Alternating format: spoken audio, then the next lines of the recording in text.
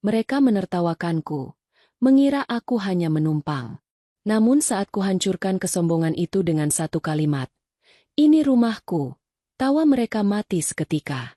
Malam itu juga, aku usir mereka tanpa sisa. Sebelum ceritanya dimulai, silakan tulis di kolom komentar dari daerah mana saja teman-teman yang menonton cerita ini. Dan dengar cerita sambil aktivitas apa? Nyapu, ngepel, tiduran, rebahan? Yuk kita simak ceritanya. Matahari pagi baru saja menyelinap masuk melalui celah gorden sutra berwarna krem di ruang tamu yang luas itu. Jam dinding menunjukkan pukul 5 pagi, waktu di mana sebagian besar penghuni rumah mewah berlantai 2 di kawasan elit Jakarta Selatan itu masih terlelap dalam mimpi mereka. Namun, tidak bagi Clarissa. Wanita berusia 28 tahun itu sudah berkutat di dapur sejak setengah jam yang lalu. Aroma bawang putih yang ditumis bersama daging sapi cincang mulai menguar, mengisi kekosongan udara pagi yang dingin. Clarissa bergerak dengan cekatan, memotong sayuran, menyiapkan nasi hangat, dan menyeduh kopi hitam tanpa gula kesukaan suaminya, Dimas. Clarissa adalah wanita yang cantik dengan kecerdasan yang terpancar dari sorot matanya yang tenang. Di balik penampilannya yang sederhana, pagi ini ia hanya mengenakan setelan piyama satin yang nyaman dan rambut digelung asal. Ia adalah seorang arsitek senior sekaligus konsultan IT untuk sebuah perusahaan multinasional yang berbasis di Singapura. Ia bekerja secara remote atau jarak jauh, yang memungkinkannya menghasilkan pendapatan ribuan dolar tanpa harus keluar rumah setiap hari mengenakan seragam kantor. Namun, fakta inilah yang justru menjadi bumerang baginya di mata keluarga suaminya. Bagi mereka, wanita yang berada di rumah seharian adalah wanita yang tidak bekerja, tidak produktif, dan hanya menghabiskan uang suami. Sekitar pukul 7 pagi, keheningan di dapur pecah oleh suara langkah kaki yang menyeret malas. Ibu Sari, ibu mertua Clarissa, muncul dengan wajah bantal dan daster batiknya. Tanpa menyapa menantunya yang sedang menata piring di meja makan, wanita parubaya itu langsung duduk dan memijat-mijat kakinya sendiri.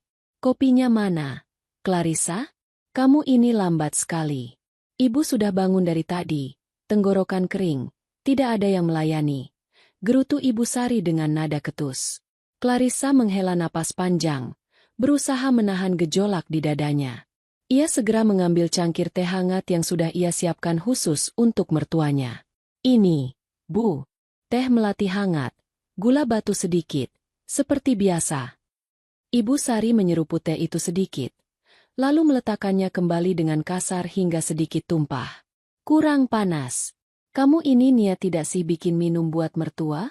Mentang-mentang kamu tidak kerja, di rumah saja santai-santai, urusan sekecil ini saja tidak becus."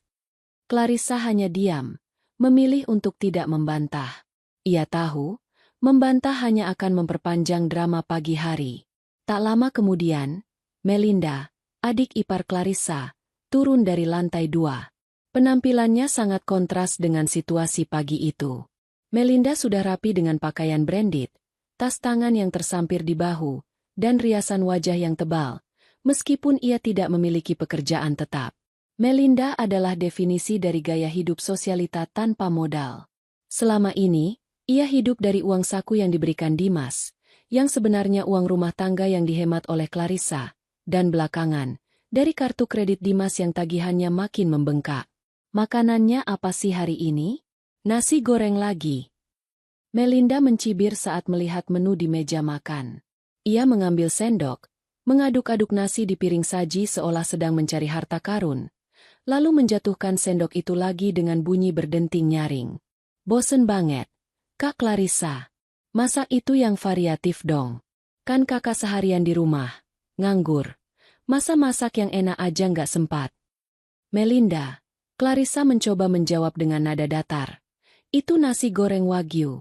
Dagingnya sisa kemarin yang belum dimasak. Kalau kamu mau yang lain, di kulkas ada roti." Disuruh makan roti. Males banget." Cibir Melinda sambil duduk di samping ibunya. "Bu, lihat tuh menantu kesayangan ibu. Pelit banget sama adik ipar sendiri." Sudah. Makan saja seadanya. Maklum, kakak iparmu ini kan tidak tahu rasanya cari uang susah payah di luar sana." Tahunya cuma menghabiskan gaji Dimas. Timpal Ibu Sari sambil melirik sinis ke arah Clarissa yang kini sudah membuka laptopnya di ujung meja makan.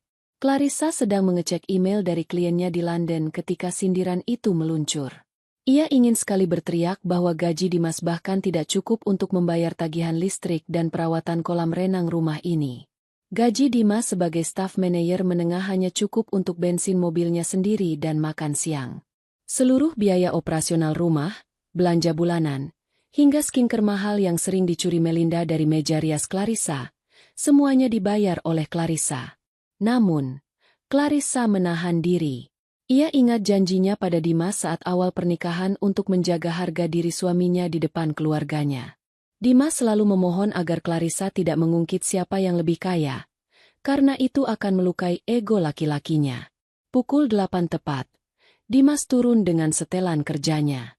Pria itu tampak lelah dan menghindari tatapan mata istrinya. Ia duduk, memakan sarapannya dengan cepat. "Mas, nanti pulang jam berapa?" tanya Clarissa lembut. "Biasa, lembur mungkin," jawab Dimas singkat tanpa menoleh. Tiba-tiba Melinda berseru. Matanya berbinar melihat kunci mobil baru yang tergeletak di dekat laptop Clarissa. Itu adalah kunci mobil SUV terbaru yang baru saja diantar dealer kemarin sore.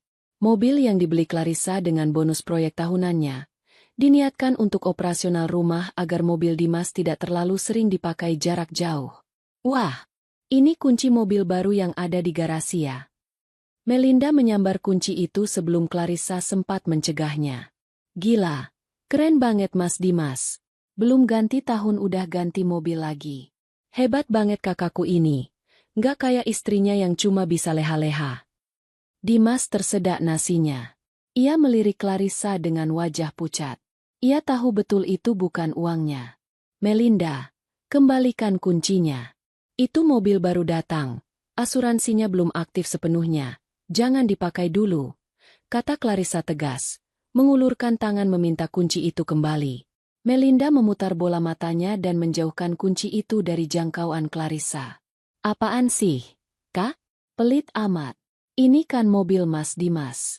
Uang Mas Dimas, berarti uang keluarga juga. Aku mau pakai buat hangout sama teman-temanku di Kemang nanti siang. Malu dong kalau naik taksi online terus." "Melinda, saya bilang jangan." Suara Clarissa meninggi 1 oktav. "Bu, lihat Kak Clarissa." Adu Melinda pada ibunya. Ibu Sari langsung menggebrak meja pelan. "Clarissa, kamu ini kenapa sih? Adik ipar mau pinjam sebentar saja kok dilarang-larang? Itu mobil anak saya. Hasil keringat anak saya. Hak Melinda juga untuk menikmati kesuksesan kakaknya. Kamu itu cuma numpang pakai fasilitas. Jangan bertingkah seperti pemilik segalanya." Clarissa menatap Dimas, menuntut pembelaan.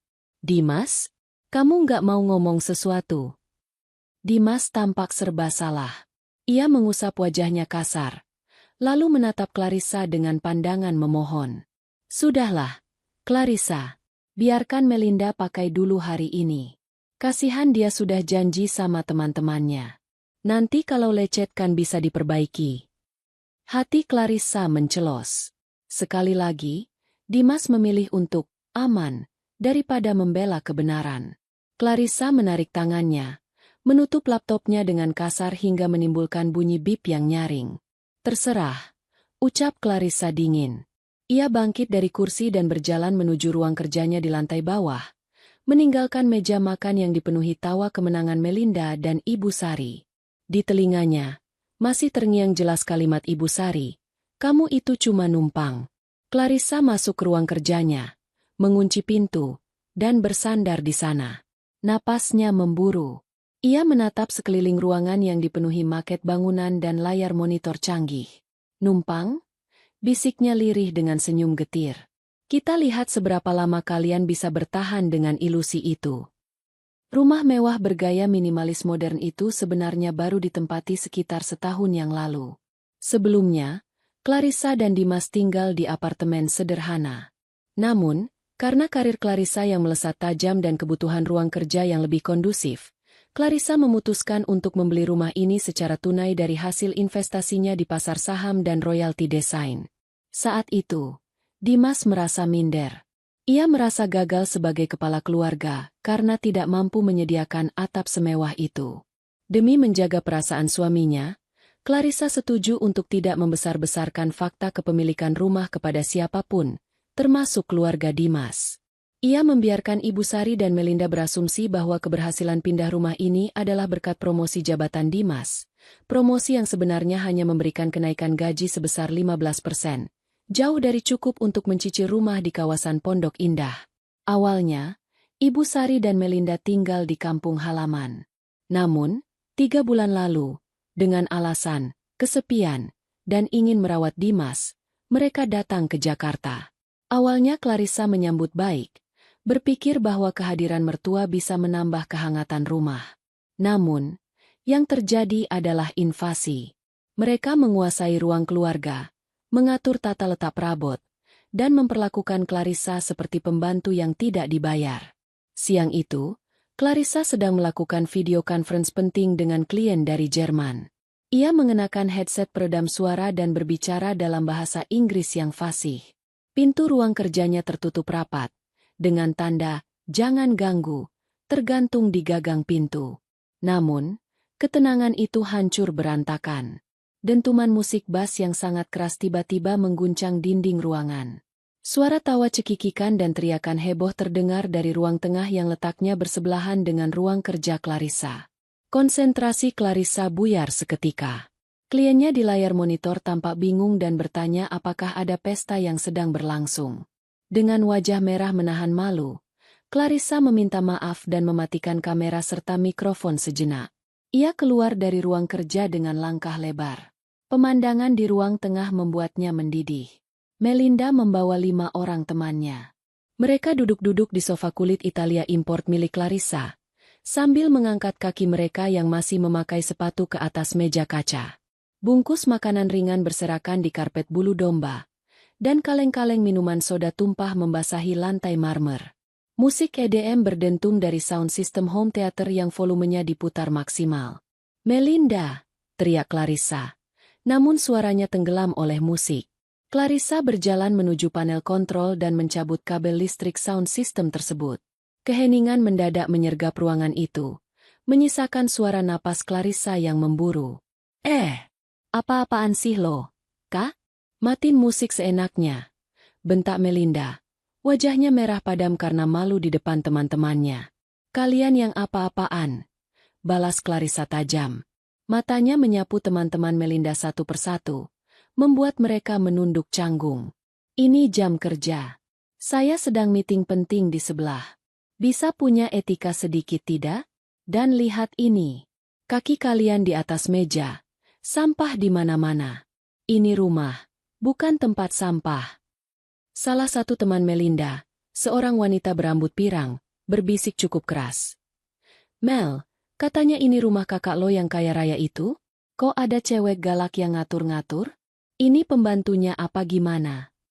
Melinda tertawa sinis, berusaha memulihkan harga dirinya. "Bukan, dia kakak ipar gue. Biasalah, orang desa yang kaget tinggal di rumah gedongan. Suka sensian karena nggak punya kerjaan." Melinda menoleh pada Clarissa dengan tatapan menantang. "Kak, jangan bikin malu gue di depan teman-teman dong. Mas Dimas aja nggak pernah ngelarang gue bawa teman.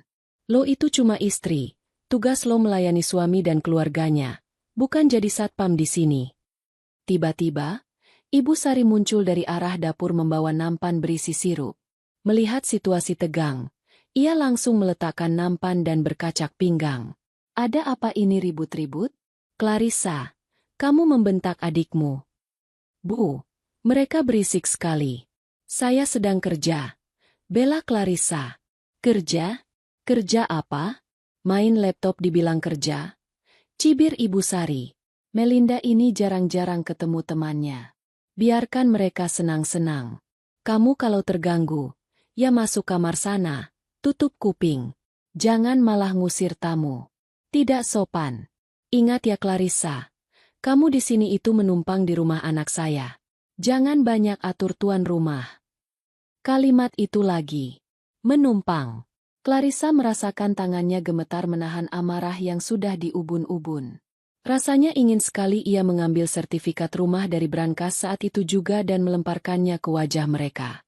Tapi ia melihat jam. Kliennya menunggu. Profesionalitasnya sebagai arsitek dipertaruhkan. Bersihkan semua ini sebelum Dimas pulang. Atau saya yang akan buang semua barang-barang kalian ke tempat sampah. Ancam Clarissa dingin. Lalu berbalik kembali ke ruang kerjanya dan membanting pintu. Malam harinya, suasana di kamar tidur utama terasa mencekam. Dimas baru saja pulang dan sedang melepas dasinya ketika Clarissa duduk di tepi ranjang, menatap suaminya lekat-lekat. "Dimas, kita perlu bicara," ucap Clarissa. Dimas menghela napas, terlihat sangat lelah. "Cah, aku capek banget hari ini. Kantor lagi hektik. Bisa nggak usah ribut dulu?" "Aku nggak ngajak ribut. Aku minta solusi." Suara Clarissa bergetar. Ibu dan Melinda makin keterlaluan. Hari ini Melinda bawa teman-temannya, bikin pesta di jam kerja aku, ngotorin karpet mahal, dan ibu malah marahin aku. Mereka bilang aku cuma numpang. "Dimas, mereka bilang ini rumah kamu. Sampai kapan kamu mau membiarkan mereka menghina aku di rumahku sendiri?" Dimas duduk di samping Clarissa, mencoba meraih tangan istrinya. Tapi Clarissa menepisnya. "Cah, sabar dong," bujuk Dimas dengan nada memelas yang selalu ia gunakan. "Mereka itu orang tua, orang kampung. Mereka nggak ngerti konsep kerja remote kayak kamu. Mereka pikir kerja itu ya pergi pagi pulang sore kayak aku. Wajar kalau mereka salah paham. Salah paham itu diluruskan, Dimas, bukan dipelihara." Sergah Clarissa. "Kenapa kamu nggak pernah bilang kalau rumah ini aku yang beli? Kenapa kamu diam aja waktu mereka merendahkan aku?" Dimas menunduk. Egonya tersentil. "Ya masa aku harus bilang? Bu, Dimas ini suami nggak guna. Rumah ini punya istri? Kamu mau aku dipermalukan di depan ibuku sendiri? Kamu kan tahu ibu bangga banget sama aku. Biarin ajalah mereka anggap ini rumahku. Biar ibu senang di masa tuanya. Lagian, harta suami istri kan harta bersama. Apa bedanya?" Clarissa menatap suaminya dengan tatapan tak percaya. "Bedanya adalah harga diri aku yang diinjak-injak setiap hari. Dimas, kamu mengorbankan perasaan istrimu demi ego kamu dan kebahagiaan semu ibumu. Asal kamu tahu, kesabaranku ada batasnya. Kalau mereka berulah lagi, aku nggak akan diam lagi." Dimas hanya memijat pelipisnya. Tampak frustrasi namun tidak berniat mengambil tindakan tegas. Iya, nanti aku bilangin pelan-pelan ke Melinda. Udah ya, aku mau mandi." Dimas beranjak pergi ke kamar mandi, meninggalkan Clarissa yang terpaku di tepi ranjang. Malam itu, Clarissa menyadari satu hal yang menyakitkan. Ia sendirian dalam pernikahan ini. Dimas bukan pelindungnya, melainkan fasilitator bagi para penindasnya. Dan saat kesadaran itu muncul, air mata Clarissa mengering. Ia tidak lagi merasa sedih, melainkan mulai menyusun strategi. Jika Dimas tidak bisa menjadi imam yang tegas, maka Clarissa yang akan menjadi ratu yang kejam di istananya sendiri. Suasana di rumah mewah itu semakin hari semakin menyesakan bagi Clarissa. Udara pendingin ruangan yang sejuk tidak mampu mendinginkan panasnya hati yang setiap hari harus mendengar sindiran dan tuntutan yang tidak masuk akal. Puncaknya terjadi pada suatu sore di akhir pekan. Clarissa baru saja pulang dari survei lokasi proyek di luar kota. Tubuhnya lelah, tulangnya terasa remuk, dan yang ia inginkan hanyalah mandi air hangat lalu tidur di kasur empuknya di kamar utama. Namun, saat ia melangkah masuk ruang tamu, ia melihat pemandangan yang membuatnya mengerutkan kening. Ruang tamu itu dipenuhi oleh majalah-majalah pernikahan yang berserakan. Ibu Sari dan Melinda duduk di sana, tertawa-tawa sambil menunjuk gambar gaun pengantin. Di samping mereka, duduk seorang pria muda bernama Reno, pacar Melinda yang selama ini dikenal Clarissa sebagai lelaki yang banyak gaya tapi minim karya. Reno tersenyum canggung saat melihat Clarissa masuk, tapi Melinda dan Ibu Sari bahkan tidak menoleh. "Nah, ini dia orangnya datang," celetuk Ibu Sari tanpa basa-basi. "Clarissa, duduk dulu. Ibu mau bicara hal penting." Clarissa meletakkan tas kerjanya di meja konsol. Saya lelah sekali, Bu. Apa tidak bisa besok pagi? Tidak bisa. Ini mendesak. Potong Melinda cepat. Ia menatap Clarissa dengan mata berbinar. Bukan karena kasih sayang, tapi karena ada maunya. Kak Clarissa, tahu kan aku dan Reno berencana menikah bulan depan? Nah, kami sudah hitung-hitung budget. Sepertinya kami butuh banyak penghematan. Jadi, kami memutuskan untuk tinggal di sini setelah menikah. Clarissa mengangguk pelan. Sudah menduga hal ini. Ya, silakan saja kalau mau tinggal di kamar tamu bawah. Masih kosong, kan? Ibu Sari berdecak lidah. Wajahnya masam. Kamar tamu bawah itu sempit. Clarissa, tidak ada kamar mandinya di dalam. Mana pantas untuk pengantin baru? Reno ini kan anak orang terpandang di kampungnya. Masa dikasih kamar pembantu? Lalu? Tanya Clarissa, mulai waspada. Ibu sudah bicara sama Dimas tadi pagi. Kata Ibu Sari dengan nada yang dibuat sehalus mungkin namun tetap terdengar memerintah. Dimas setuju kok. Jadi rencananya, kamu dan Dimas pindah ke kamar tamu bawah. Kamar utama di lantai atas. Biar Melinda dan Reno yang pakai. Lagi pula, kamu dan Dimas kan sudah lama menikah. Sudah tidak butuh suasana romantis lagi. Kamar atas itu ada balkoninya. Cocok buat pengantin baru. Darah Clarissa berdesir hebat. Kamar utama itu adalah tempat sucinya. Ia yang mendesain sendiri interiornya. Memilih kasur king size ortopedik seharga puluhan juta untuk kesehatan punggungnya. Dan membangun walk-in closet untuk menyimpan koleksi tas dan sepatunya. Saya tidak setuju, jawab Clarissa tegas. Itu kamar saya. Barang-barang saya semua ada di sana. Ya tinggal dipindahkan, seru Melinda. Mulai emosi. Kak Clarissa ini egois banget sih. Cuma tukar kamar doang pelitnya minta ampun. Mas Dimas aja setuju kok. Dimas setuju karena dia tidak berani membantah kalian. Balas Clarissa dingin. Tapi saya punya hak untuk menolak. Kamar itu saya desain khusus untuk kebutuhan kerja saya juga. Tidak ada pertukaran kamar. Clarissa hendak beranjak pergi. Namun matanya menangkap sesuatu yang ganjil di rapajangan kristal di sudut ruangan. Rak itu terlihat lebih kosong dari biasanya. Sebuah vas keramik antik dari dinasti Ming, replika high-end yang ia beli saat lelang amal di Singapura, telah lenyap. Bukan hanya itu, set cangkir teh porselen Inggris kesayangannya juga tidak ada di tempatnya. Di mana vas biru saya? Tanya Clarissa. Suaranya bergetar menahan amarah. Dan set cangkir Royal Albert saya. Ruangan itu mendadak hening. Reno pura-pura sibuk dengan ponselnya. Melinda dan Ibu Sari saling berpandangan. Oh, itu. Ibu Sari menjawab dengan nada meremehkan. Seolah itu hal sepele. Kemarin ada teman arisan ibu yang naksir. Katanya bagus buat pajangan. Ya sudah, ibu jual saja. Lumayan. Uangnya buat tambah-tambah DP catering nikahan Melinda. Lagian barang rongsokan begitu buat apa dipajang? Menuh-menuhin tempat saja. Clarissa merasa pandangannya gelap sesaat. Ibu jual? Tanpa izin saya? Itu barang koleksi, Bu. Harganya puluhan juta. Melinda tertawa mengejek. Halah, jangan lebay deh, Kak. Paling beli di pasar loak. Mas Dimas juga bilang gak apa-apa kok dijual buat bantu adiknya. Kakak tuh harusnya bangga. Barang bekas kakak bisa berguna buat masa depan aku. Clarissa mengepalkan tangannya begitu erat hingga kukunya memutih. Dimas. Lagi-lagi Dimas mengizinkan mereka menginjak-injak hak miliknya. Kehilangan barang bukan masalah nominal bagi Clarissa, tapi masalah prinsip dan penghinaan. Mereka menganggap barang milik Clarissa adalah harta karun yang bisa mereka jarah sesuka hati. Sore itu, Indira, sahabat sekaligus pengacara pribadi Clarissa datang berkunjung. Rencananya mereka akan membahas investasi properti baru. Namun melihat wajah Clarissa yang keruh, Indira langsung tahu ada yang tidak beres. Mereka duduk di teras belakang, jauh dari jangkauan telinga Ibu Sari dan Melinda. Kla, lo kenapa? Muka lo kayak orang nahan boker seminggu, canda Indira, mencoba mencairkan suasana. Clarissa menceritakan semuanya.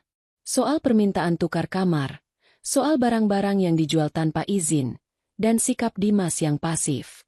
Indira, wanita berambut pendek dengan gaya bicara to the point, langsung menggebrak meja taman.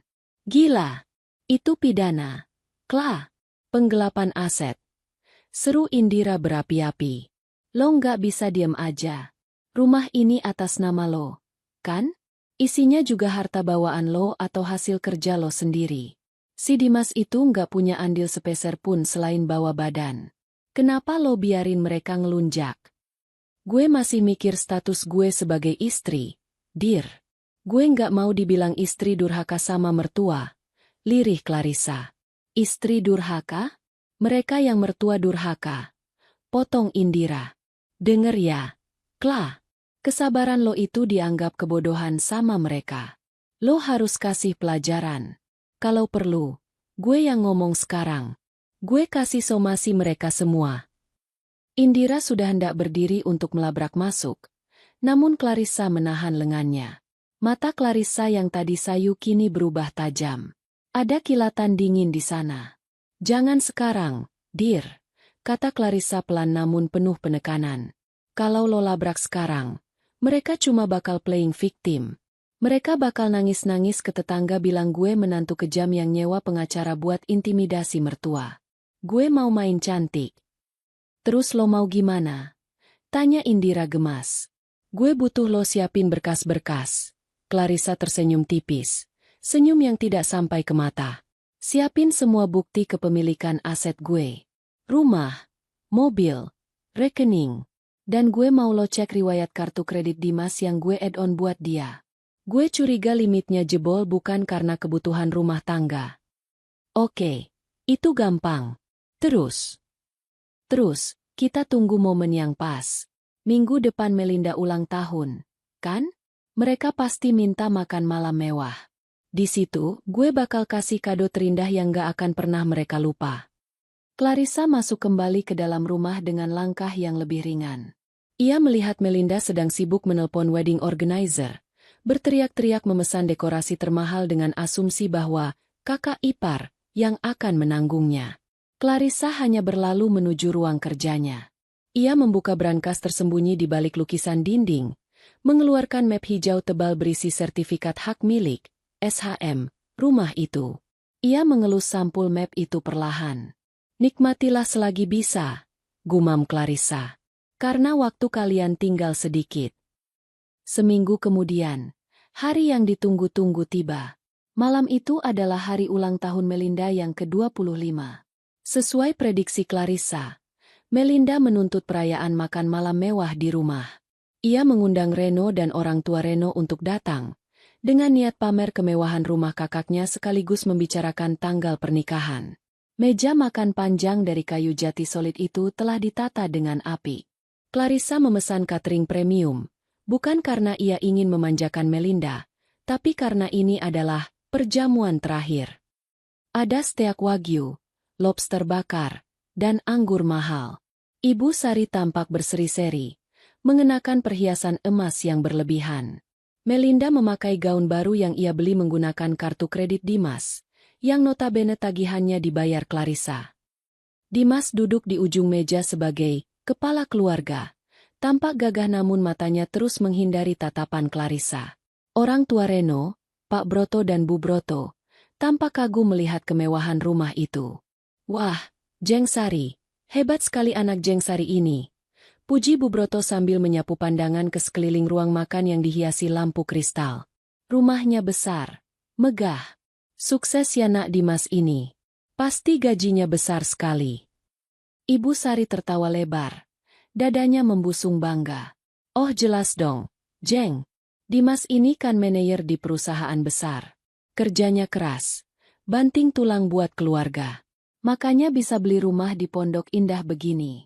Ya kan, Dimas? Dimas tersenyum kaku. Mengangguk pelan. Iya, Bu rezeki keluarga. Clarissa, yang duduk di sisi meja, hanya dia memotong daging di piringnya. Ia tidak membantah, membiarkan kebohongan itu melambung setinggi mungkin agar jatuhnya nanti semakin sakit. Kalau istrinya Dimas kerja apa? Tanya Pak Broto berbasa-basi pada Clarissa. Belum sempat Clarissa menjawab, Melinda sudah menyela dengan mulut penuh makanan. Ah, Kak Clarissa mah cuma di rumah aja. Om, paling main laptop, nonton drakor. Biasalah, ibu rumah tangga gabut. Oh sayang sekali ya, komentar Bu Broto dengan nada sedikit merendahkan. Padahal lulusan sarjana kan? Sayang ijazahnya kalau cuma buat pajangan di dapur. Clarissa meletakkan pisau dan garpunya perlahan. Bunyi denting logam beradu dengan piring keramik terdengar nyaring di keheningan sesaat. Saya bekerja, Bu Broto. Saya arsitek konsultan. Arsitek kok di rumah terus? Cibir Ibu Sari. Sudahlah Clarissa. Akui saja kalau kamu itu memang santai kerjanya. Jangan malu-maluin suami di depan besan. Suasana mulai tidak enak. Reno mencoba mengalihkan pembicaraan ke rencana pernikahan. Jadi begini, Bu Sari, Mas Dimas. Rencananya kami mau pakai konsep outdoor di taman belakang rumah ini. Kan luas tuh. Terus cateringnya minta yang kayak malam ini ya. Beres. Seru Melinda antusias. Mas Dimas pasti bayarin. Kan Mas? Hitung-hitung hadiah buat adik kesayangan. Dimas terlihat berkeringat dingin. Ia melirik Clarissa, berharap istrinya akan mengangguk seperti biasa. Tapi wajah Clarissa datar, sedingin es. Melinda yang merasa di atas angin, menatap Clarissa dengan senyum sinis yang penuh kemenangan. Ia merasa inilah saatnya menegaskan posisinya sebagai ratu baru di rumah itu, menyingkirkan pengaruh Clarissa. Melinda mengangkat gelas anggurnya, menatap Clarissa lekat-lekat, lalu melontarkan kalimat yang sudah ia simpan sejak lama. Kak Clarissa, panggil Melinda dengan nada manja yang dibuat-buat. Jangan cemberut gitu dong. Harusnya kakak bersyukur punya suami kayak Mas Dimas yang bisa menghidupi kakak sepenuhnya. Kasian deh, umur segini masih numpang di rumah orang tua. Maksudnya, numpang di rumah suami dan mertua. Nggak punya apa-apa sendiri. Kalimat itu meluncur mulus, menusuk tepat di jantung harga diri. Ibu Sari tertawa puas. Suara tawanya menggema di ruang makan. Hahaha, benar itu Melinda. Biar Clarissa sadar diri. Sudah bagus ditampung di sini, dikasih makan enak, masih saja suka ngatur-ngatur. Dimas hanya diam, menunduk memotong dagingnya, tidak berani membela. Orang tua Reno ikut tersenyum canggung, menikmati drama keluarga orang kaya itu. Clarissa tidak marah. Ia tidak menangis.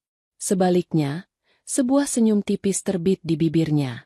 Senyum yang membuat bulu kuduk Dimas tiba-tiba meremang.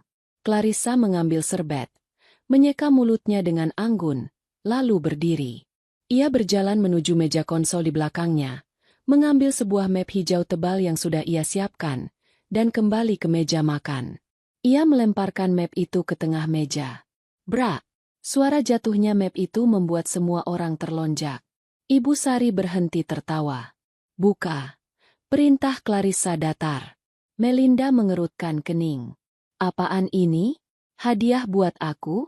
Surat tanah buat kado nikah. Dengan serakah, Melinda membuka map itu.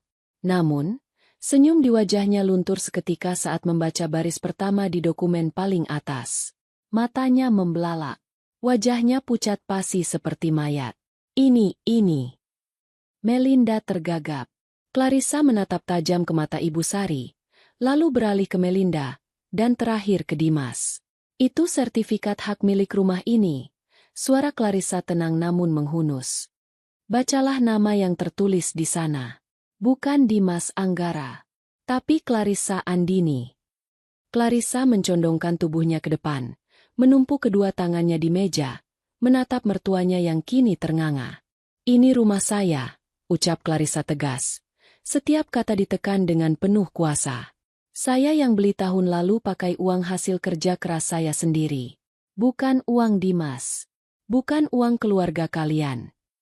Clarissa menunjuk Dimas yang kini gemetar di kursinya.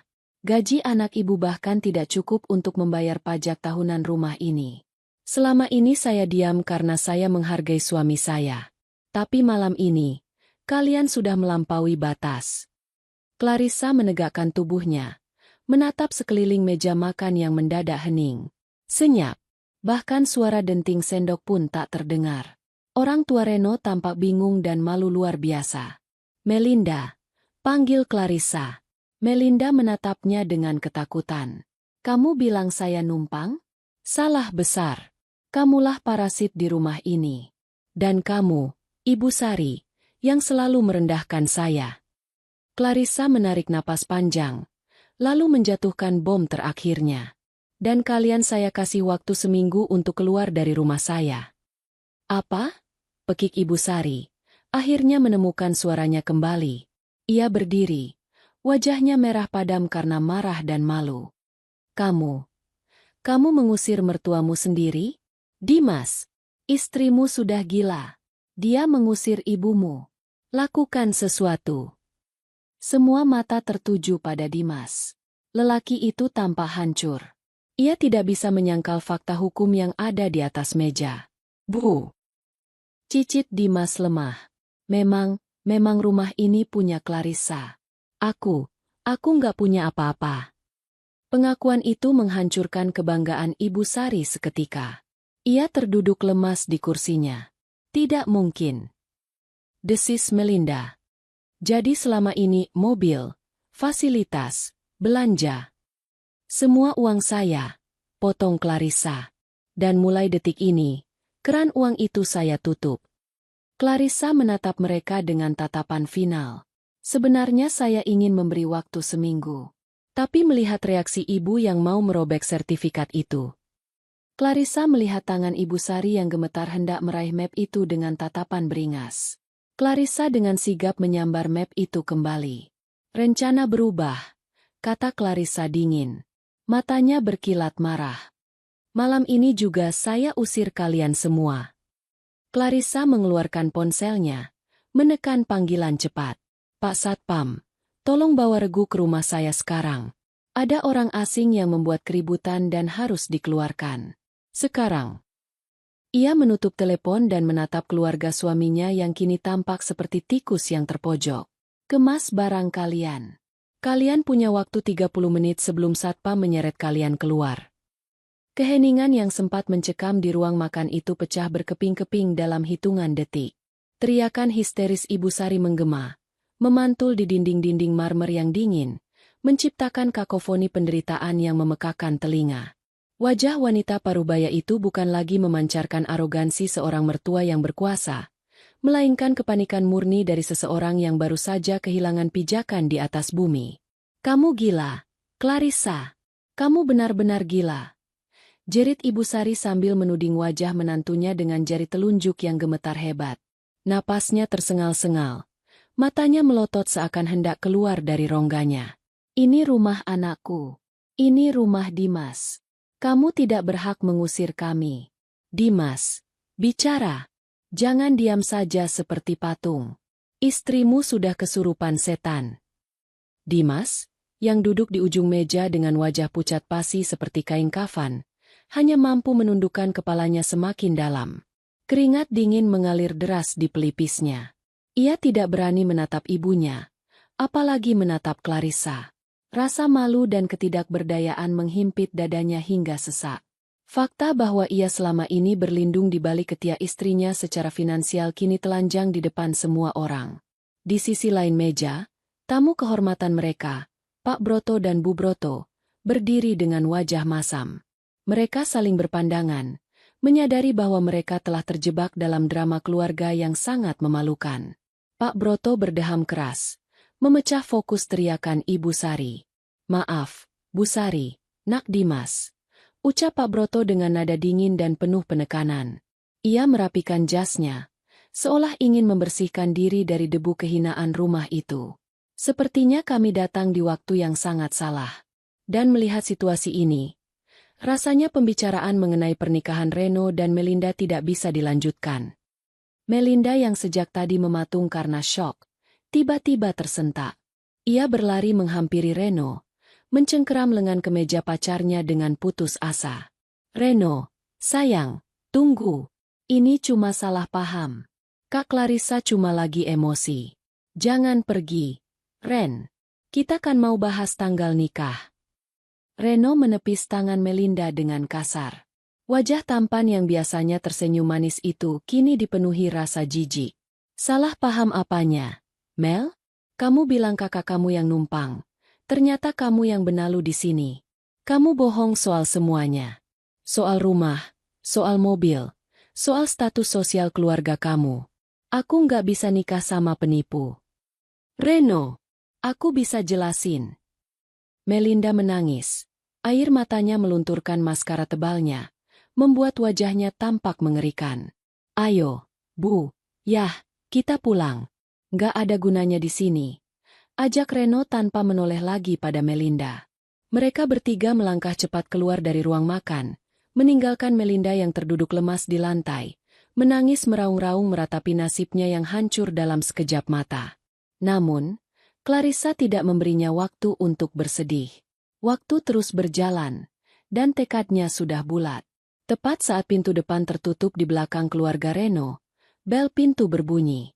2 orang petugas keamanan berseragam safari biru tua masuk dengan langkah tegap. Itu adalah Pak Asep, kepala keamanan komplek, dan anggotanya. Clarissa memang sudah mengirim pesan darurat beberapa menit sebelum ia melempar map sertifikat itu. Malam, Bu Clarissa. Ada masalah apa, Bu? Tanya Pak Asep sopan namun siaga. Matanya menyapu kekacauan di ruang makan. Clarissa berdiri tegak. Postur tubuhnya memancarkan aura dominasi yang tak terbantahkan. Pak Asep, tolong bantu saya. Ada 3 orang asing di rumah ini yang menolak pergi. Saya ingin mereka dikeluarkan dari properti saya malam ini juga. Sekarang. Siap, Bu. Jawab Pak Asep tegas. Ia menatap Ibu Sari, Dimas, dan Melinda. Maaf, Bapak, Ibu. Pemilik rumah sudah meminta. Mohon kooperatif untuk meninggalkan tempat ini demi ketertiban lingkungan. Kurang ajar, bentak Ibu Sari pada satpam itu. Ia menyambar gelas berisi air putih dan menyiramkannya ke arah Pak Asep, meski meleset. Kamu satpam rendahan berani ngusir saya? Saya ibunya pemilik rumah ini. Clarissa melangkah maju. Suaranya sedingin es kutub. Sertifikat rumah ini atas nama saya, Bu. Secara hukum, kalau ibu tidak keluar dalam 10 menit, saya bisa tuntut ibu atas pasal penyerobotan lahan dan perbuatan tidak menyenangkan. Pak Asep, tolong awasi mereka packing. Saya tidak mau ada satupun barang milik saya, sekecil peniti pun, yang terbawa. Kata-kata, packing, itu menyadarkan mereka bahwa ini nyata. Ini bukan ancaman kosong. Dimas akhirnya berdiri, kakinya goyah. Ia menatap Clarissa dengan mata berkaca-kaca. Ca, apa harus begini? Malam ini sudah larut. Kemana kami harus pergi?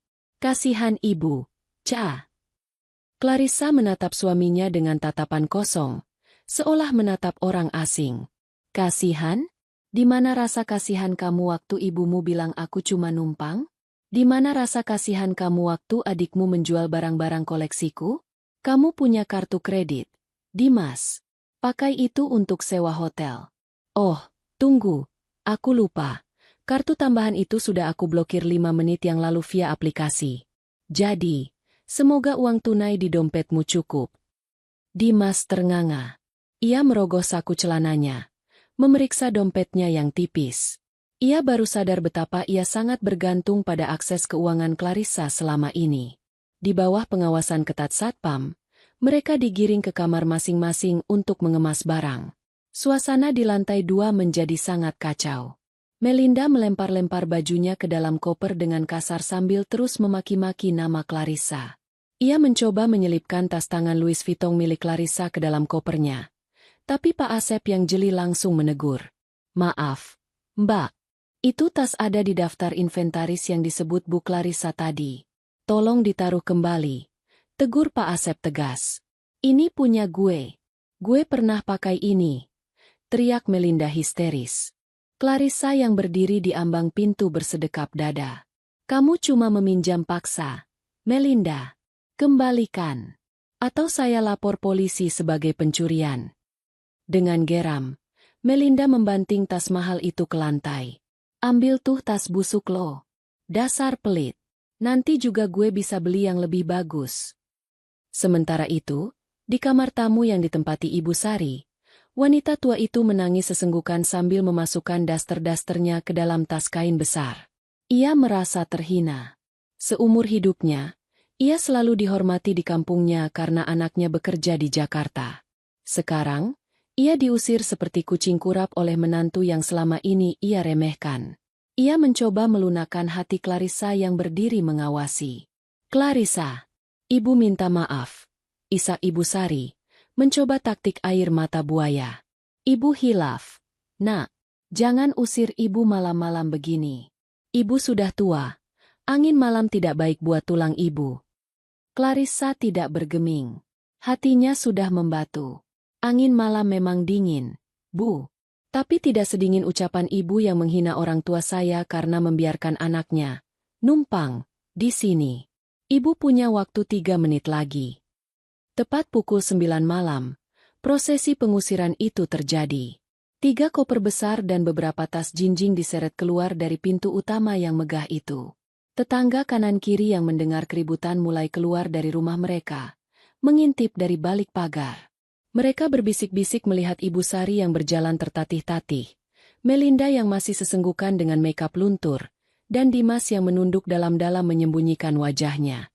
Clarissa berdiri di teras, diterangi lampu gantung kristal yang membuatnya tampak seperti Dewi Pembalasan. Ia menatap ketiga orang itu sampai mereka melewati gerbang besi hitam yang menjulang tinggi. Pak Asep menutup gerbang itu dengan bunyi klang yang berat dan final. Suara kunci gembok yang diputar terdengar sangat memuaskan di telinga Clarissa. Dari balik gerbang, Dimas mencoba memegang jeruji besi, menatap istrinya. "Cak, aku suami kamu." Clarissa menatapnya dari kejauhan, lalu berbalik badan tanpa mengucapkan sepatah kata pun. Ia melangkah masuk ke dalam istananya, menutup pintu utama yang terbuat dari kayu jati tebal itu, dan menguncinya rapat-rapat. Suara klik kunci itu adalah suara kebebasan baginya. Di dalam rumah yang mendadak hening itu, Clarissa bersandar di pintu, menarik napas panjang, dan untuk pertama kalinya dalam 2 tahun, ia merasa udara di rumah itu benar-benar miliknya. Angin malam Jakarta menusuk tulang, membawa serta debu jalanan dan kebisingan kota yang tak pernah tidur.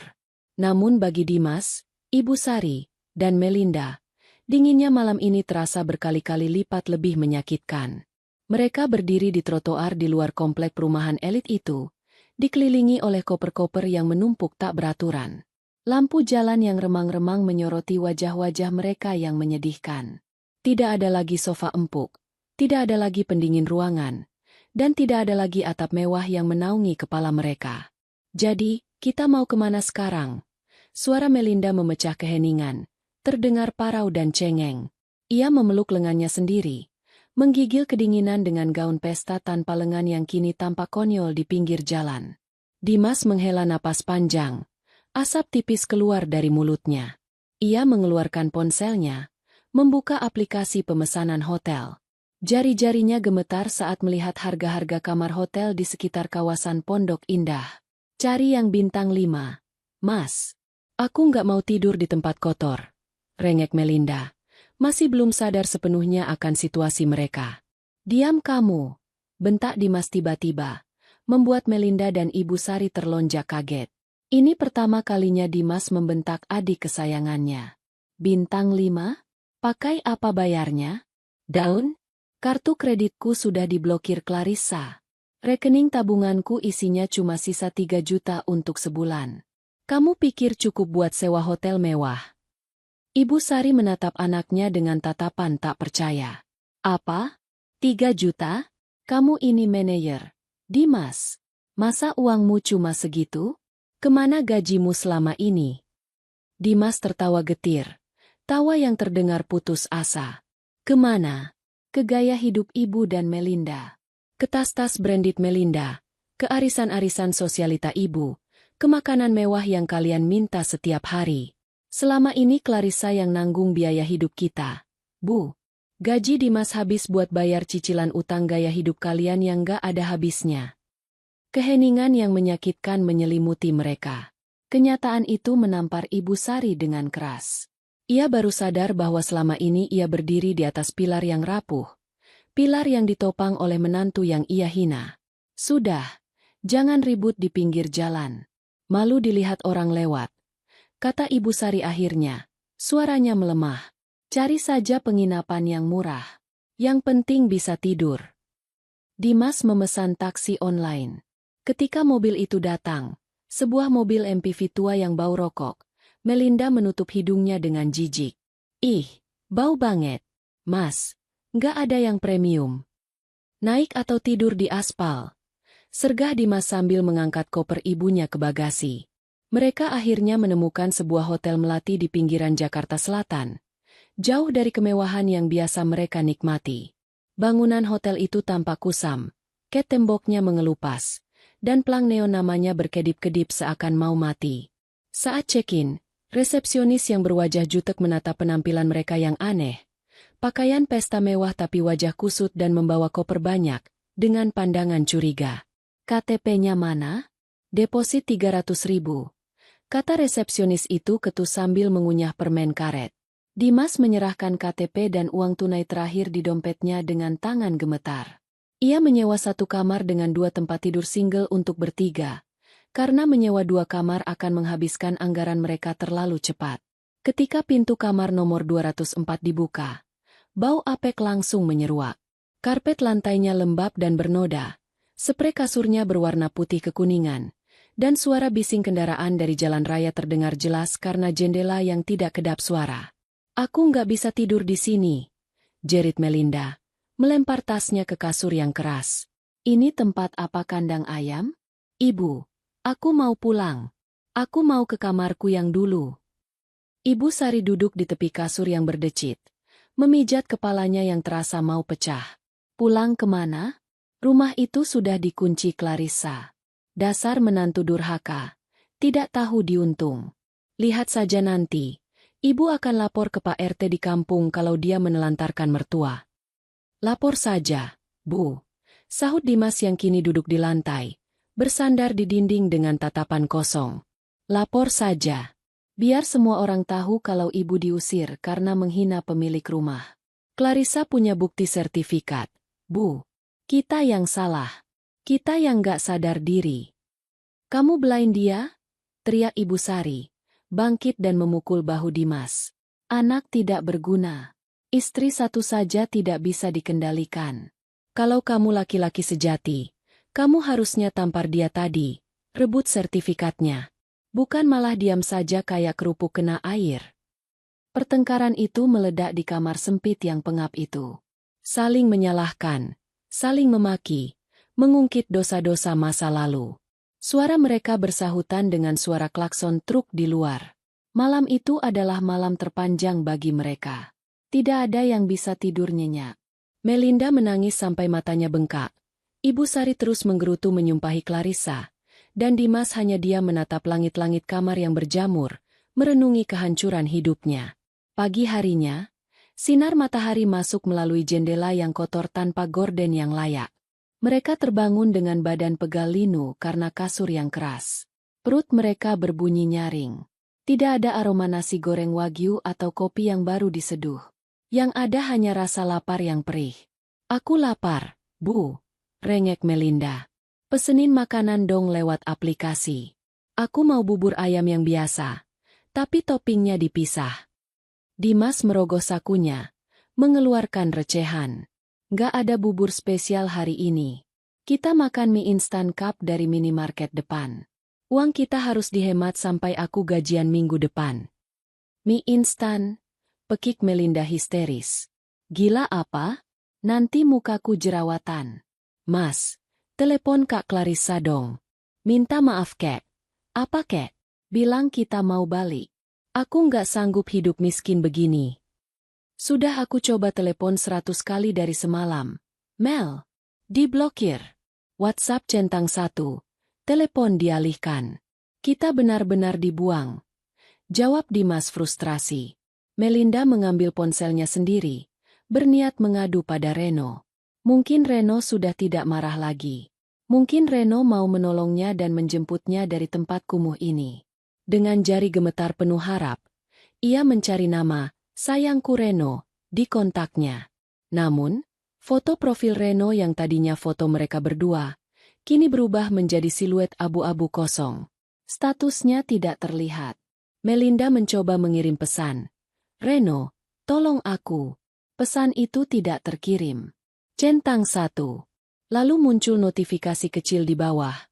"Anda tidak dapat mengirim pesan ke kontak ini. Diblokir." Bisik Melinda. Ponselnya terlepas dari genggaman dan jatuh ke lantai. "Reno blokir aku." Dunia Melinda runtuh untuk kedua kalinya dalam 24 jam. Bukan hanya rumah mewah dan fasilitas gratis yang hilang, tapi harapan satu-satunya untuk keluar dari kemiskinan, menikah dengan Reno, juga lenyap. Ia menatap cermin kusam di meja rias hotel, melihat pantulan wanita dengan makeup berantakan dan mata panda. Ia bukan lagi putri sosialita.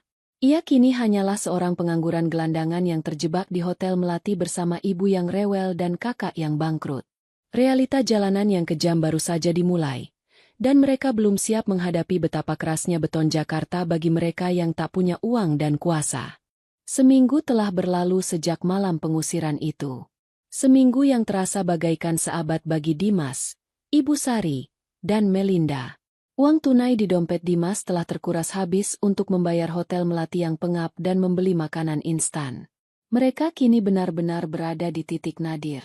Pakaian yang mereka kenakan mulai kusut dan berbau apek karena dicuci seadanya di wastafel kamar mandi hotel. Wajah-wajah yang dulu angkuh dan dipoles skincare mahal, kini tampak berminyak, kusam, dan dipenuhi guratan kelelahan serta keputusasaan.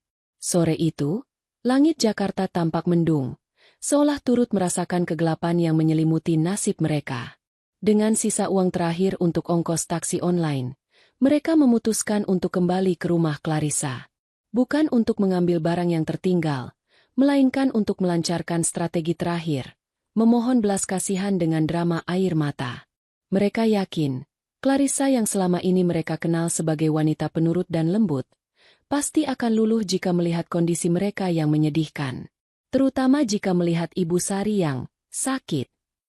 Taksi berhenti di depan gerbang hitam yang menjulang tinggi itu. Rumah mewah itu berdiri kokoh, tampak tenang dan damai. Kontras dengan kekacauan di hati mereka. "Ingat, Bu," bisik Dimas sebelum turun dari mobil. "Ibu harus kelihatan lemas. Jangan marah-marah. Kita harus bikin Clarissa merasa bersalah." Ibu Sari mengangguk lemah. Kali ini ia tidak perlu berakting terlalu keras karena tubuhnya memang terasa remuk redam akibat tidur di kasur busa tipis selama 7 hari.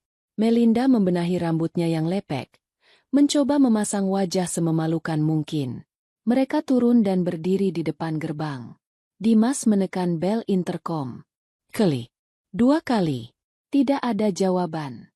"Mungkin dia nggak di rumah?" tanya Melinda cemas. "Mobilnya ada."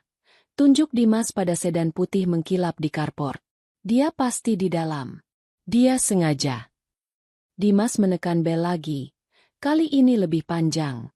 Akhirnya, suara berat Pak Asep terdengar dari speaker. "Maaf, siapa ya?" "Tidak menerima sumbangan." Wajah Dimas memerah padam. Ia dianggap peminta sumbangan di rumah istrinya sendiri. "Pak Asep, ini saya, Dimas. Tolong buka gerbangnya. Kami mau bicara sama Clarissa. Ibu sakit parah, Pak." Hening sejenak. Lalu terdengar bunyi klik elektronik. Gerbang kecil di samping pagar utama terbuka. Bukan Clarissa yang muncul, melainkan Pak Asep bersama 2 orang satpam lain yang berbadan tegap. Mereka berdiri memblokade jalan masuk. "Maaf Pak Dimas, Bu Clarissa berpesan tidak menerima tamu yang tidak diundang," kata Pak Asep datar, tanpa senyum hormat yang biasa ia berikan dulu. "Pak Asep, tolonglah," seru Ibu Sari. Suaranya bergetar dibuat-buat. "Saya ini mertuanya. Saya mau mati rasanya. Pak, saya cuma mau minta maaf sama menantu saya sebelum saya menutup mata. Apa Bapak tega membiarkan orang tua mati di jalanan?" Tiba-tiba, pintu utama rumah terbuka. Clarissa keluar. Ia mengenakan gaun rumah yang elegan. Rambutnya tergerai indah, dan wajahnya tampak segar bugar. Ia tidak sendirian. Di sampingnya berdiri Indira, sahabat sekaligus pengacara Clarissa yang dikenal berlidah tajam. Clarissa berjalan mendekat. namun tetap menjaga jarak aman di balik pagar besi, seolah mereka adalah hewan buas yang bisa menggigit kapan saja. Ada perlu apa lagi? Tanya Clarissa dingin. Tatapan matanya menusuk. Tidak ada setitik pun kerinduan di sana. Cah! Dimas maju selangkah, menempelkan wajahnya ke jeruji pagar. Cah! Lihat kami. Lihat ibu. Kami menderita. Cah! Ibu sakit gara-gara stres mikirin kamu. Melinda depresi berat. Aku hancur tanpa kamu. Tolonglah. Cah! Izinkan kami masuk. Kita bicara baik-baik. Aku janji. Aku akan berubah. Kami semua akan berubah. Iya, Clarissa. Timpal Ibu Sari sambil memegangi dadanya, berakting seolah sesak napas. Ibu minta maaf kalau selama ini Ibu keras sama kamu. Itu karena Ibu sayang. Ibu mau kamu jadi istri yang sempurna buat Dimas. Maafkan Ibu. Nak, Ibu sudah tua. Jangan siksa Ibu begini. Dosa menelantarkan mertua itu besar loh. Melinda ikut bersuara. Air matanya mulai menetes. Kak Clarissa. Reno ninggalin aku. Kak, teman-teman aku menjauh semua. Aku nggak punya siapa-siapa lagi selain kakak dan Mas Dimas. Tolong, Kak, aku janji nggak akan minta macem-macem lagi. Aku mau tidur di kamar pembantu juga nggak apa-apa. Asal jangan di hotel kotor itu lagi. Clarissa mendengarkan semua ratapan itu dengan wajah tanpa ekspresi. Setelah mereka selesai bicara, Clarissa menoleh pada Indira. Silakan, Dir. Indira melangkah maju, mengeluarkan sebuah map merah dari tas kerjanya. Ia tersenyum sinis pada Dimas. Selamat sore, Bapak Dimas dan keluarga. Sapa Indira dengan nada formal yang mengerikan. Perkenalkan, saya Indira, kuasa hukum Ibu Clarissa. Berhubung Bapak sudah ada di sini, ini menghemat biaya kurir saya.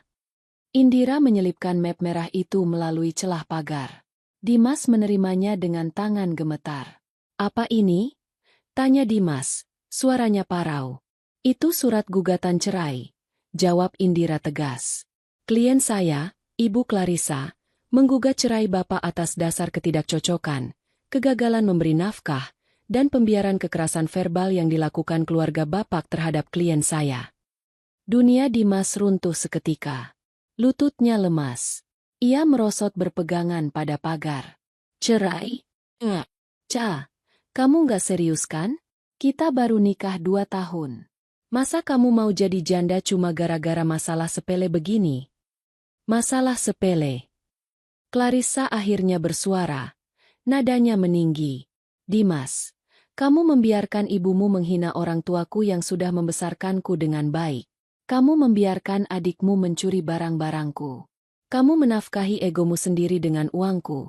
Sementara aku kamu jadikan sapi perah. Itu bukan masalah sepele. Itu penghinaan terhadap pernikahan. Tapi ibu sudah minta maaf. Potong Ibu Sari. Melupakan akting sakitnya dan kembali ke watak aslinya yang penuntut. Ibu sudah merendahkan diri begini. Masa kamu tidak punya hati sedikit pun? Kamu itu perempuan. Clarissa, kodratmu itu mengabdi pada suami dan keluarganya. Ingat surga istri itu ada pada ridho suami. Clarissa tertawa pelan. Tawa yang terdengar miris. Ia mengeluarkan sebuah tablet dari tangannya. Surga? Ibu bicara soal agama sekarang. Clarissa menyalakan layar tablet itu dan memperlihatkannya pada mereka. Di layar itu terpampang deretan bukti transfer bank selama 2 tahun terakhir. Lihat ini, kata Clarissa, menunjuk angka-angka fantastis itu. Setiap bulan, saya transfer 15 juta ke rekening ibu untuk biaya obat, yang ternyata ibu pakai buat arisan emas. Saya bayar tagihan kartu kredit Melinda yang isinya belanja tas dan perawatan wajah, rata-rata 10 juta per bulan. Saya bayar cicilan mobil Dimas, bensinnya, servisnya. Total yang saya keluarkan untuk kalian bertiga selama 2 tahun ini hampir $500 000 rupiah. Clarissa menatap mata mertuanya lekat-lekat. Saya sudah membeli surga saya dengan kesabaran dan uang saya selama ini. Tapi kalian tidak pernah puas. Kalian seperti tong sampah yang tidak ada dasarnya. Berapapun yang saya kasih, tidak akan pernah cukup. Jadi, jangan bicara soal pengabdian. Pengabdian saya sudah lunas dibayar tunai, dan kembaliannya adalah penghinaan kalian. Suasana hening mencekam. Fakta angka-angka itu membungkam mulut Ibu Sari. Ia tidak bisa menyangkal bukti otentik itu. Mulai hari ini, lanjut Clarissa, suaranya tenang namun final. Tidak ada lagi uang transferan. Tidak ada lagi tumpangan gratis. Tidak ada lagi istri bodoh yang bisa kalian manfaatkan. Silakan cari menantu kaya yang lain, kalau ada yang mau menerima keluarga parasit seperti kalian. Dimas mencoba meraih tangan Clarissa lewat pagar. Air matanya kini benar-benar tumpah karena penyesalan yang terlambat. Ca, aku cinta sama kamu. Ca, tolong, jangan begini. Clarissa menarik tangannya mundur.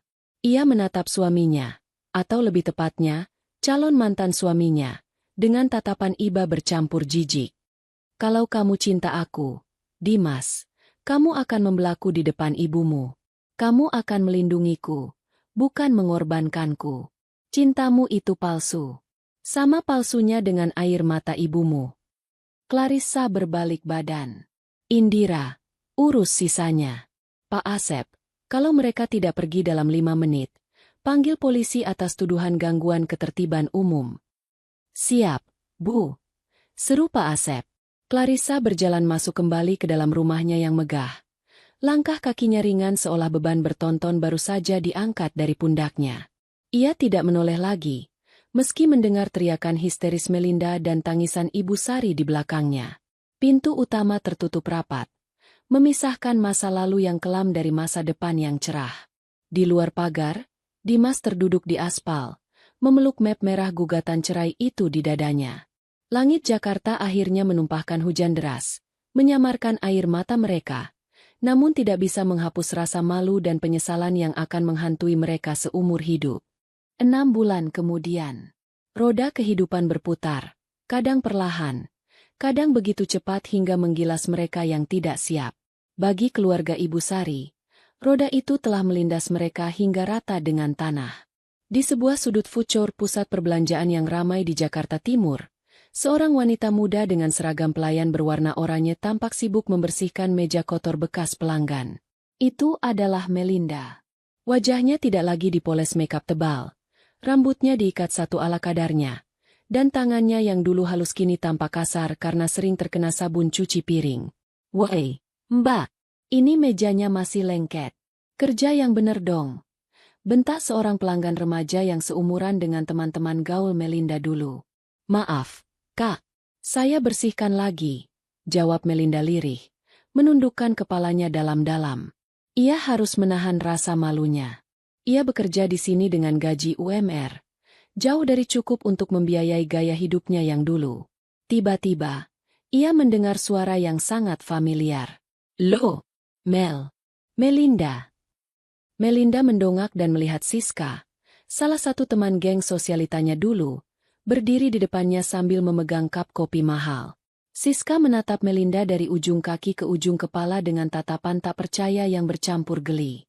Ya ampun, lo kerja di sini? Pekik Siska cukup keras, membuat beberapa orang menoleh. Gue denger gosip lo diusir kakak ipar lo yang kaya itu. Tapi gue nggak nyangka lo jadi tukang lap meja begini. Sumpah, turun kasta banget sih, Mel. Wajah Melinda terasa panas seperti ditampar. Ia ingin lari, tapi ia butuh pekerjaan ini. Siska, tolong jangan berisik. Gue lagi kerja. Oke, good luck ya. Minta tisu dong, tumpah nih. Siska tertawa kecil sambil berlalu bersama teman-temannya, meninggalkan Melinda yang menggigit bibir menahan tangis. Di balik etalase kaca, ia melihat bayangannya sendiri, menyedihkan, sendirian, dan kalah. Ia teringat betapa dulu ia menghina Clarissa yang bekerja di rumah. Kini, ia sadar betapa sulitnya mencari uang 1.000 perak pun. Sementara itu, di sebuah kontrakan petak sempit di gang sempit daerah pinggiran, suasana tak kalah suramnya. Ruangan itu panas dan pengap. Hanya ada satu kipas angin kecil yang berputar berisik. Ibu Sari terbaring di kasur tipis, batuk-batuk kering. Wajahnya yang dulu segar kini keriput dan pucat.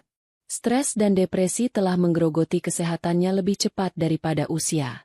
Dimas duduk di lantai, menyantap nasi bungkus dengan lauk tempe orek. Ia baru saja pulang dari kerjanya sebagai ojek online. Setelah dipecat dari kantornya karena performa kerja yang anjlok drastis akibat masalah rumah tangga dan depresi, Dimas kesulitan mencari pekerjaan manajer lagi. Reputasinya hancur, dan ia tidak punya referensi yang baik. Dimas, panggil Ibu Sari lemah. Obat ibu habis. Dada ibu sakit lagi. Dimas menghela napas panjang, meletakkan nasi bungkusnya. Bu, uang Dimas baru cukup buat bayar kontrakan besok. Obat ibu mahal. Minum obat warung dulu ya. Obat warung nggak mempan. Ibu Sari mulai menangis. Coba kamu telepon Clarissa lagi. Minta belas kasihan dia. Bilang ibu sekarat. Dimas menatap ibunya dengan tatapan lelah. Sudah, Bu. Clarissa sudah bahagia. Dia sudah nikah lagi. Atau mungkin sudah punya pacar baru. Jangan ganggu dia lagi. Kita begini karena salah kita sendiri. Ibu yang selalu menghasut aku. Dan aku yang bodoh mau saja dengar ibu. Kamu menyalahkan ibu. Ibu Sari terbelalak marah. Tapi tenaganya habis untuk berteriak. Ia hanya bisa menangis meratapi nasibnya di kamar sempit yang bau lembab itu. Membayangkan kamar tamunya yang dulu nyaman dan ber-AC di rumah Clarissa. Penyesalan itu datang setiap detik. Menusuk-nusuk hati. Tapi tidak mengubah apapun. Sangat jauh dari penderitaan itu. Di rumah mewah di Pondok Indah. Suasana tampak bercahaya. Rumah itu baru saja selesai direnovasi. Dinding-dindingnya kini dicat warna putih bersih dan sage green yang menenangkan, menghilangkan jejak warna krem suram kesukaan Ibu Sari dulu. Jendela-jendela besar dibuka lebar, membiarkan angin sore yang sejuk dan cahaya matahari keemasan masuk memenuhi ruangan. Halaman belakang telah disulap menjadi taman tropis yang indah. Clarissa sedang mengadakan syukuran kecil-kecilan bersama teman-teman dekat dan kolega kerjanya. Ada musik jazz lembut mengalun, aroma panggangan barbeque, dan gelak tawa yang tulus. Clarissa tampak memukau dengan gaun kasual berwarna putih.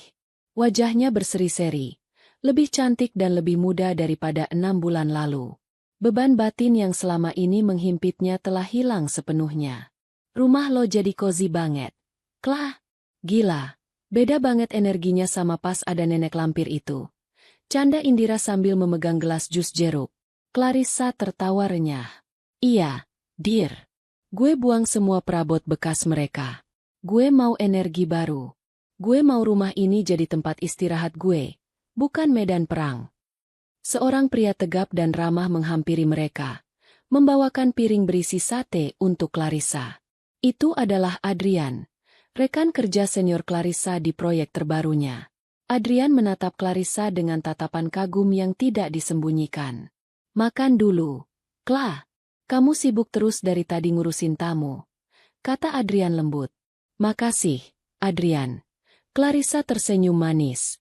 Ada kehangatan baru yang tumbuh di hatinya. Namun kali ini ia lebih bijak. Ia tidak lagi mencari seseorang untuk melengkapinya. Karena ia sudah utuh dengan dirinya sendiri.